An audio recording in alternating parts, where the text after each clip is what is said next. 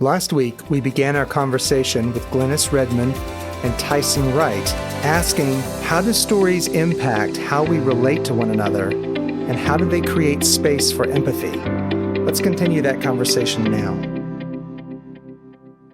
So, Glenis, if empathy can be learned, we believe that everyone has a story, then how do we include everyone at the table so that all voices are represented, even if we don't agree or see eye to eye? Well, I don't have the answer to that. But what I do know, I'll tell you what I do know, is that I went through elementary, middle, high, college, and even graduate school without my story, the African American story, being told. So I think there is some equity that needs to happen, number one, before we get to the stories we don't agree with. Because I think many people don't agree with a lot of African American stories. That's why they're not in the mainstream. Our story was hidden away. It was put under, under a rock or whatever. So that's why I think equity is important. That's why these people of color or even people who are disabled, and I have a chronic illness, fibromyalgia, most people don't know about it, but my next book will be me talking about living with a chronic illness. I think it's important to make sure everyone has access. That's why I love public libraries, because everything is there. Whether you want to read it or not, you have an opportunity to read it. And I will hear things in classrooms or people come that will say things.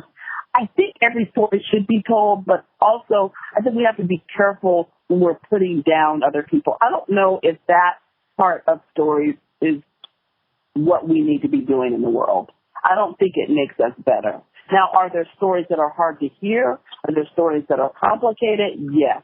And I think those we need to hear, because I think the more we hear, the more we know, the broader we become. But I'm going to come down on the side of I don't want to sit at a table with someone who's denigrating who I am or where I came from, because that has been done, and that is what I write against. And even in a circle, we try to set guidelines that everybody's respectful to each other's stories, and our stories don't have to step on one another, and they're not a competition. It's not a competition struggle. It is a place where we can all meet and hear things that might not be easy to hear, but we're going to welcome that. So as long as we have guidelines that are respectful and we're not putting down, because I think we have enough divisiveness happening, I think we can all come to the table and make room for everyone. Oh, I love that. And I appreciate the idea that you have to have access to the table. And I think the equity of stories is essential, that it's not a competition. There has to be some boundaries and some guidelines at the table, just as you would at a family dinner. You wouldn't necessarily have poor manners. Yeah. It's hard at family dinner sometimes. I love my family, but it's hard.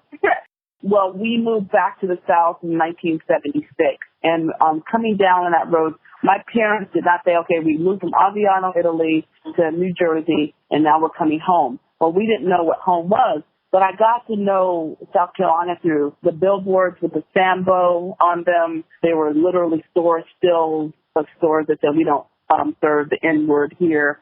And a lot of, literature and movies, Step and Fetch It, that were just very belittling to the Black culture.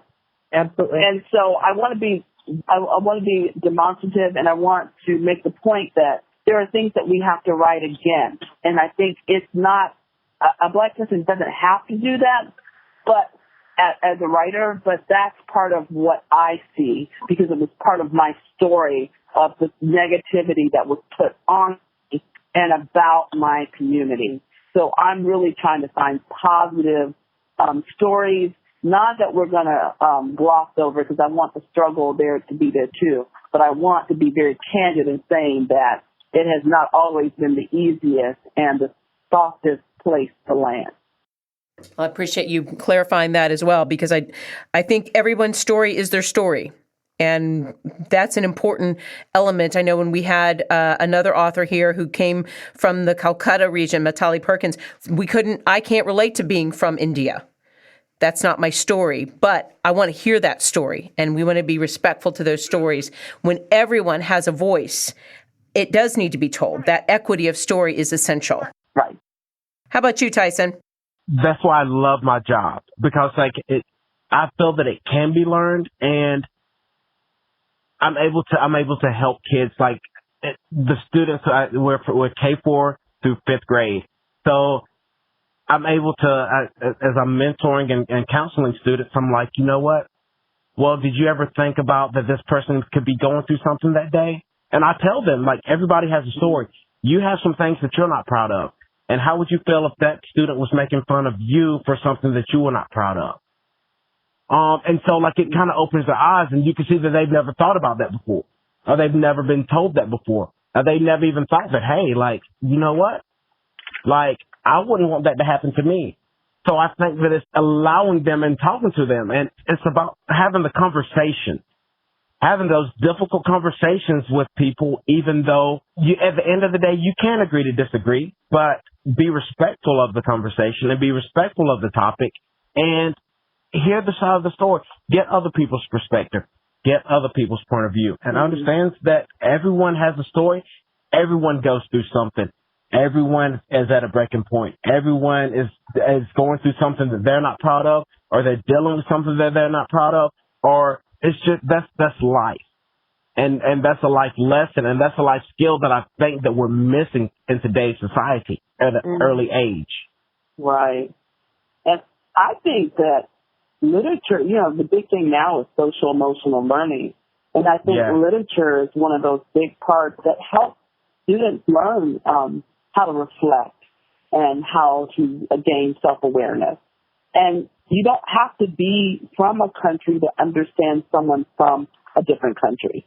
You may be different racially or culturally or even religion, but there's still a human thread that goes through everybody, and so I feel like I can have empathy for Helen Keller, even though I'm not, I have sight and I can hear.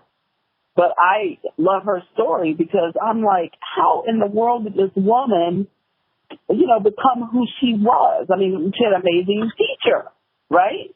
Yeah. And she overcame her parents' belief system, who were slaveholders, So I have a lot to learn from other people who are not like me racially, but she's my tribe. She's part of my tribe. And I've learned from her. And the Grimke sisters who are from South Carolina, a lot of people don't know about Sarah and Angelina Grimke, but their parents were slaveholders, and they became abolitionists. And they were some fierce women. And when I read their stories, man, it makes my backbone get taller and straighter, and I become more courageous of the work that I have to do in the world. So it's not all about race. So I don't want to get it to where I'm talking only about race. I talk a lot about being a black woman because I happen to be a black woman this lifetime. But I think we learn from others, and I've learned from others, and I'm still learning from others. So we've used the word empathy several times, and empathy means with passion. What stories are you passionate about telling and reading and learning? Tyson, you want to grab that one? Well, I have to be honest. The story that I'm passionate about is my own story, because I came back to my community. I work at the elementary school that I would have went to growing up, because I relate, and I know that they relate to me, and they see me, and I see myself in them. So that to me is a very powerful message and a very powerful story to them. And also, we talked about on last week's episode, with the social emotional and the inability to talk with one another. One story that I really love is Enemy Pie, because that helps the children learn that, hey, I can be nice to someone. It wasn't that story is so powerful, and it allows the kids to talk, because it opens that door. It opens the door, and it helps bridge that gap to have those conversations. Because I think that if the kids just read it and they didn't really talk about it afterwards, then they really wouldn't get the true moral or a deeper understanding of it. So it's just going a little bit deeper with it, and that can work for anyone, and that just lets people see that there are going to be differences, and you are not going to see eye to eye with everyone, but you can learn to respect other people's decisions. That's excellent. How about you, Glenis? Well, I have a bevy of stories because I never thought I would become my father, but I got a story for everything. I love, first of all, I have to give a nod to the folks that I come from. Like, my grandmother died when she was 109, and she was born in 1901 in Waterloo, South Carolina, with a third grade education, and still loved everybody. So to me, that's a story within itself. And I could write for the rest of my life about Katie Lattimore, because she taught me how to crochet and how to sew, and, she was of the land. So I take a nod from especially the men and the women, but the women in my family were some really resourceful, make something out of nothing kind of women. So I look at them and just, I'm not even an eighth of a woman of who they are. And I don't sew, but I do sew with memory. So I write to honor those who came before me, my ancestors. But saying all that, I love people like, of course, like I said, Maya Angelou, who was violated when she was young and was mute and would not talk because of the trauma, and then later found her voice in poetry and became who she was. And I found like if she came from San Arkansas and had horrible things happen to her, why couldn't I do that? And so I think she's powerful. But then I love stories of South Carolina, like Peg Leg Bates, who was from Fountain Inn, South Carolina, who's a one-legged tap dancer who lost his leg when he was 12 years old and became worldwide and famous, but was operated, at his mama's home because, you couldn't go to a hospital as a Black person. So I love those kind of stories. Right now I'm writing about William H. Johnson, who's from Florence, South Carolina. Same year my grandmother was born, he was painting instead of in the cotton field and became a world-renowned painter. So there's just so many stories. I don't think I have enough lifetime to tell you, or that's why I write. I don't think I have enough time to write all the stories I want to tell. But I love how, as we all have a story and you bring voice to it, it's almost like when we were talking in a previous episode about genealogy and mining our genealogy for story. Everyone has a story. And I think one of the things Susan Faludi shares, when the enemy has no face, society will invent one. Us versus them stories are as old as time. And I think what happens is when you put a face on a story, it's very hard to have that person be an enemy. And it's easier to have empathy when you have gotten into the skin of another person, when you see them as a human being. And I appreciate what both you, Glenis, and Tyson are bringing out to us today. I think that's true. I think the thing that you're saying about when you are face-to-face with someone, it's harder for people to hate or say things, So I think that's another thing is if we sit down and be face-to-face, I think we become more cordial and beautiful and more who we're meant to be. Mm. So we ask our guests at the end of every episode, what is a metaphor that we can think about to describe how empathy and story intersect? And I'm almost hesitant to ask this because you both have already used some really beautiful metaphors. Mm-hmm. But just toss one out there. What is a metaphor that you can think of about this, Glenis? A metaphor about empathy? And how stories help us intersect with empathy. Well, I'd probably go back to the metaphor of making a quilt. Because my people, we don't make quilts that are the most beautiful quilts. We make quilts from what's cast off and what's left over. But when that quilt comes together, it is a thing of beauty, and it's also a record of history. And it's used for warmth, and it's a physical warmth, but it's an emotional warmth. And that's how I feel about books, and that's how I feel about every person I've met. Here I am sitting at the reserve Lake Kiowee where there's some very affluent people here. And when I was doing a reading and workshop, that is not what they talked about. They didn't talk about their $1 million that they had. They talked about the humble beginnings they came from. Mm-hmm. And so when people say, how do you as a Black woman go to all of these different places? I say, you know what? I do is what Maya Angelou said. She says, we come as one, but we stand as 10,000. And I think all of us have these lineages that are fierce and some that come from struggle and some come from beauty, but we're all wrapped in the cloth of what we are made of. And I think when we join with that, we become a very powerful quilt, not of division, but of unity. Mm. That's amazing. I love that metaphor. My grandma was a quilter, and I remember pieces of quilt, and I have one of hers, and I can look back at some of those pieces of cast off cloth, and it brings memory back because I remember who wore that. I remember that piece of fabric, and the idea of it bringing physical and emotional warmth is absolutely beautiful. I would expect nothing less of a poet laureate to have a stellar metaphor. So Tyson, what can you do with this? I'm not a poet laureate yet, but thank you. On your way. How about you, Tyson? Can you toss us one? You would like for me to go after that? I do. Well, I would say the metaphor that I would use is that I would say that it's like baking a cake.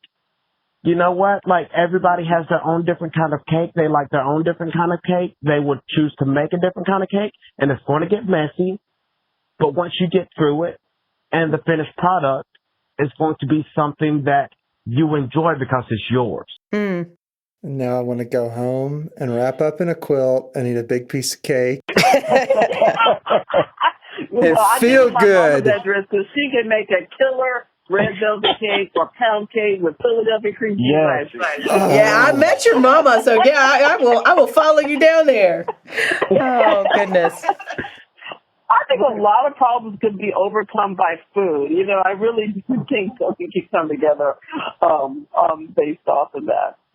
We could bring the world together over red velvet cake. I know. Even though I would have to have a gluten-free version, and my mother looks at me, what do you mean gluten-free? But still, she still loves me anyway. Well, there's the empathy, right? So she's going to have to get inside your skin. Empathy. That's it. That's right. Well, over the last 2 episodes, we've learned that empathy is a learned behavior, and stories and empathy intersect in a way that brings people together and that brings relationships together and brings community together. And as we were talking, I put out on Twitter, those who say it loudest know it least. That was one of the things that I heard stand out. And we come as one and we stand as 10,000. Well, I was thinking, there's a movie out, but I was writing about these people before the movie, the Tarji B. Henson. It's C.T. Ellis, who was a KKK member, and Ann Atwater, who was a Black civil rights activist from Durham, North Carolina. And they hated each other, but they had the common goal of loving the kids in their community. And then they realized that they had more in common than they did. I just feel like if those two can become friends, what excuses do we really have? And I've gone back, I've Googled them, I've looked at them, I've watched them talk. I just think, and I'm not trying to simplify anything because I know we have some hard stuff going on in the world. And in literature, we'll carry that. But I just feel like if they can do it, if they can mend what's broken between them, there is hope, even in sometimes we feel that these times are bleak. Agreed. Well said. Well, thank you to Glenis Redmond and Tyson Wright being part of the Afterword in our episode about empathy and how stories impact how we relate to one another and create that space. So thank you so much for being with us. We look forward to our next opportunity. We'll be doing some recording with Noah Shumworth. We're going to be talking about smart cities. A topic I'm not real familiar with, but we're going to learn. We're going to learn how smart cities affect the development of libraries for the future. absolutely, and how those words can be impacted with technology. And so as we close out this episode, we just want to say thank you again for all of the listeners and the downloads to the If you Afterword. haven't subscribed or left us a review on Apple Podcasts, please do so. It does matter. And we'll see you next week. Thank you.